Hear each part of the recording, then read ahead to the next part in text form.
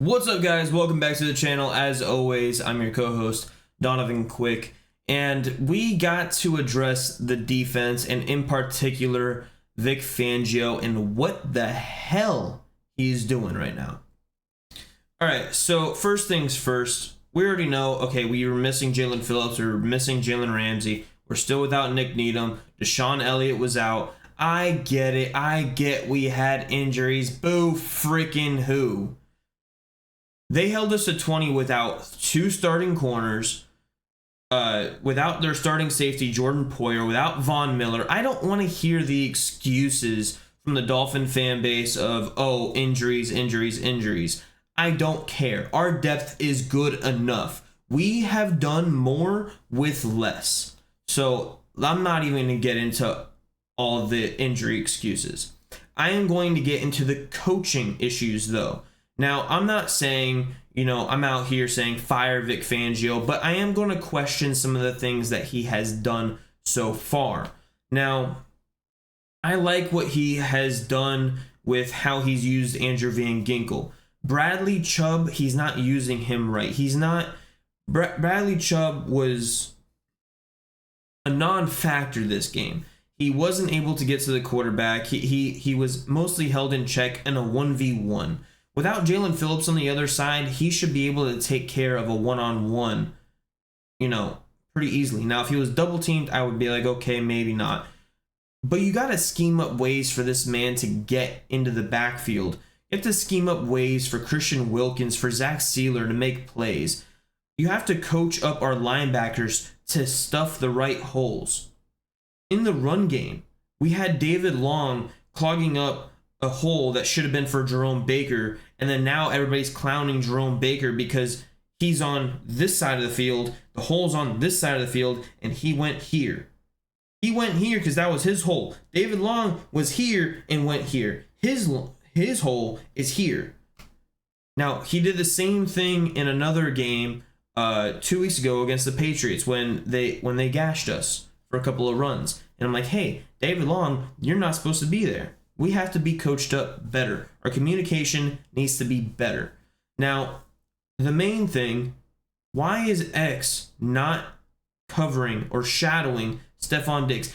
Xavier Howard was thrown at one time this game. One target for an incompletion. And it was because of a coverage situation in which he was on, by the way, their third string receiver.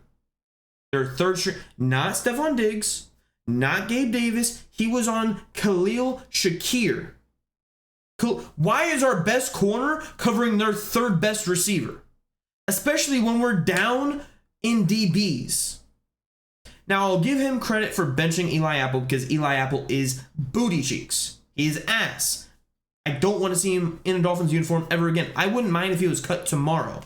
But his reluctance to put Cam Smith on the field drives me insane. Why are you not shadowing Stephon Diggs with Xavier Howard? The two regular season games last year and the playoff game last year, Diggs was shadowed mostly by Xavier Howard.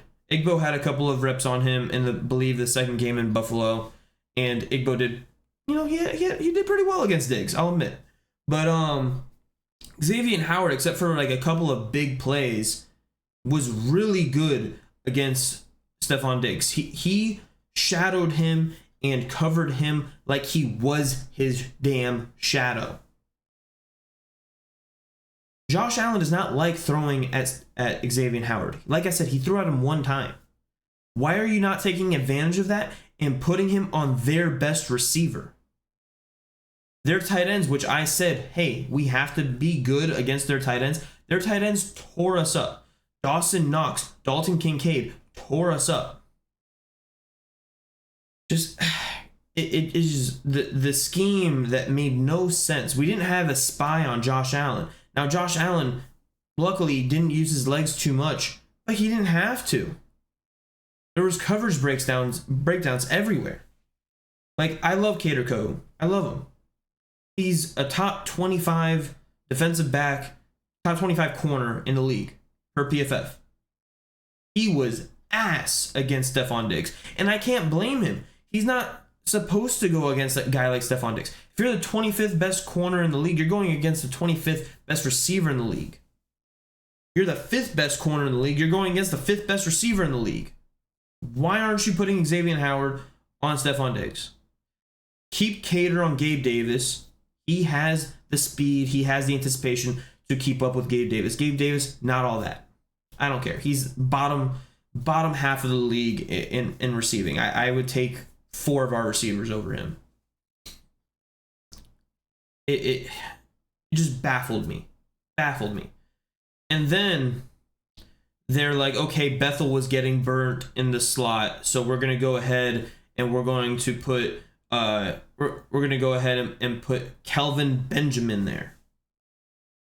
And I get it. You put Eli Apple on the bench. You moved last game, and you moved Cater back to the boundary, and you put Bethel in the slot, and that worked out. And Elijah Campbell came in for a couple of plays last game, and he did good in the slot as well.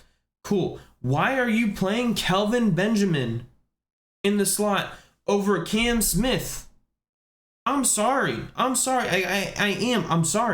But that makes no sense to me. You're telling me that that's the best 3 that you could put on the field? You're telling me that you rather have Cater on Diggs, Xavier Howard on Gabe Davis, and then Kelvin Benjamin in the slot? Kelvin Benjamin. Kelvin Joseph. I don't care. I mispronounced his name this entire time. Why are we having Kelvin Joseph in the game over Cam Smith? Cam Smith was not a healthy scratch this game. He was not. He was against the Broncos. He was a healthy scratch against the Broncos. It was not a healthy scratch. This game, he was able to play this game. And we see how physical he is in special teams. And we see how determined he is to earn playing time in special teams. So I know for a fact that he's working his ass off to get on the field. They're saying just last week that he was earning reps at corner. So why not just, adjust, and instead of benching guys, put the best guys on the damn field. Put the best guys on the field. Put Xavier Howard shadowing Stephon Diggs. Put Cam Smith on the opposite corner. And then put Cater back in the slot. That is the best situation you could possibly ask for. I'd rather see Cam Smith in the nickel than see Kelvin Joseph in the nickel. Like, I understand Bethel had a bad game. Normally, Bethel's pretty good. But he's a special teams ace and a backup DB for a reason. Cam Smith was a 2nd-round pick, and he showed up and showed out in preseason and in training camp. Like, yeah, he made a couple of mistakes. He's a freaking rookie. He needs the plays to get him right. You don't give him the opportunity. I understand you don't trust the young guys, but they need to play to get better. And honestly, I don't see a better environment. I don't see a better situation you can possibly put him in than putting him on Gabe Davis. Gabe Davis is in the 60s for me in receiver, possibly 70s. I can name that many receivers I rather have on my team than Gabe Davis. He is not him. Cam Smith could cover him. Cater Kohu can cover him. You know who they can't cover? Stephon Diggs. You know who can cover Stephon Diggs? Xavier Howard.